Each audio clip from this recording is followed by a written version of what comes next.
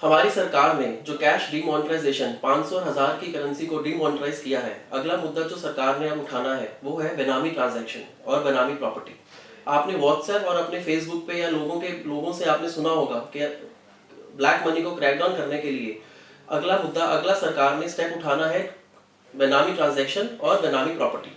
आज मैं आपको बताना चाहूँगा कि बेनामी प्रॉपर्टी या बेनामी ट्रांजैक्शन क्या होती है। लोगों के बहुत ही मिसकंसेप्शंस और मिथ हैं कि हमने कोई भी प्रॉपर्टी खरीदी है किसी के नाम पे, वो बेनामी प्रॉपर्टी है, वह बेनामी ट्रांजैक्शन है और हमें सजा हो सकती है या हमारी प्रॉपर्टी कॉन्फिस्केट हो सकती है। आज मैं आपको क्लैरिटी देना चाहता हूँ कि बेनामी ट्रांजैक्शन और प्रॉपर्टी क्या होती है। बेनामी means a property without a name.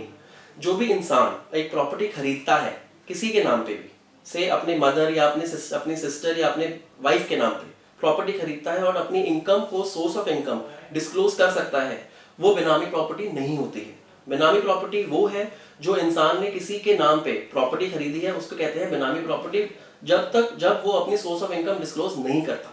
उसको कहते हैं बेनामी प्रॉपर्टी और ट्रांजैक्शन। जो प्रॉपर्टी बेनामी ट्रांजैक्शन में खरीदी जाती है उसको कहते हैं बेनामी प्रॉपर्टी, और जिसके नाम पे ली जाती है उसको कहते हैं बेनामदार। आज मैं आपको बताऊंगा कि बेनामी प्रॉपर्टी क्या क्या होती है और बेनामी प्रॉपर्टी में क्या क्या नहीं आता है।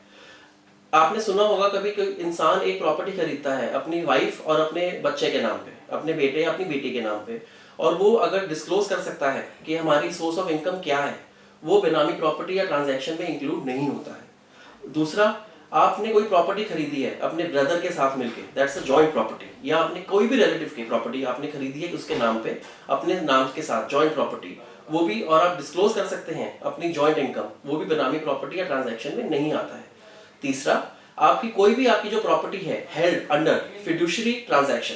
जैसे कि वो ट्रांजैक्शन जो बेनिफिशियरी और श्योरिटी के चलते आती है, वो भी आपकी बेनामी ट्रांजैक्शन या प्रॉपर्टी में इंक्लूड नहीं होता है।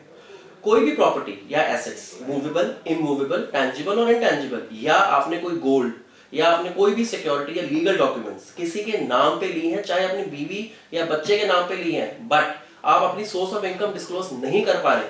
उसको माना जाएगा वो है बेनामी प्रॉपर्टी या बेनामी ट्रांजैक्शन। आज मैं आपको बताता हूँ बेनामी प्रॉपर्टी और ट्रांजैक्शंस क्या होती है, लोग क्यों करते हैं और उसकी क्या सजा है और क्या रेपरकशंस आपको भुगतने पड़ सकते हैं।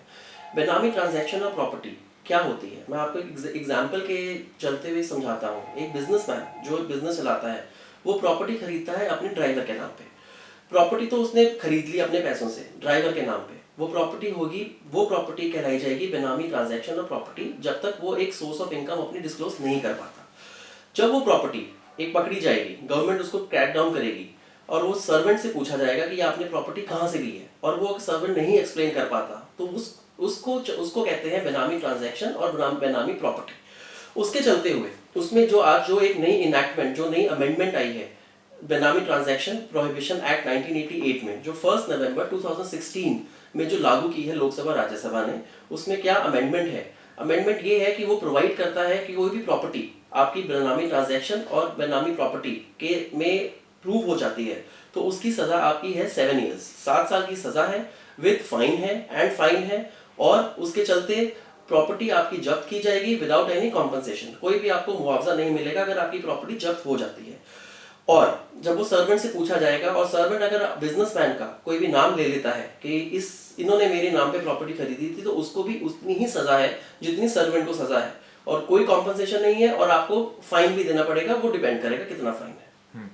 अंत में मैं आपको यही एक सलाह देना चाहूंगा कि आपने कोई भी प्रॉपर्टी, एक प्रॉपर्टी ली हो चाहे 10 प्रॉपर्टी ली हो, अपने बीवी, अपने बच्चे, किसी के नाम पे, ब्रदर सिस्टर, कोई भी रिलेटिव के नाम पे आपने प्रॉपर्टी खरीदी है, और आप अगर वो जिस माध्यम से आपने प्रॉपर्टी ली है, वो अमाउंट, वो आप चेन आप अगर प्रूव कर सकते हैं, आपने वो जो पैसा कहाँ से कमाया है, किससे है वो चेन, आपकी सोर्स ऑफ इनकम आप प्रूव कर सकते हैं, तो आपको डरने की बिल्कुल भी जरूरत नहीं है। हाँ, अगर आप वो प्रूव नहीं कर सकते, अगर आप वो प्रूव नहीं कर पाएंगे, आपको डर है कि आपको वो प्रॉपर्टी जो आपने किसी के नाम पे भी ली है, कौन सा सोर्स ऑफ इनकम आप नहीं प्रूव कर पाएंगे, तो I advise you to please consult your lawyer और सीए। जो आपके पर्टिकुलर इश्यूज हैं, आप उनके पास जाइए, अपने लॉयर के पास या अपने सीए के पास, उनसे आप सलाह लीजिए।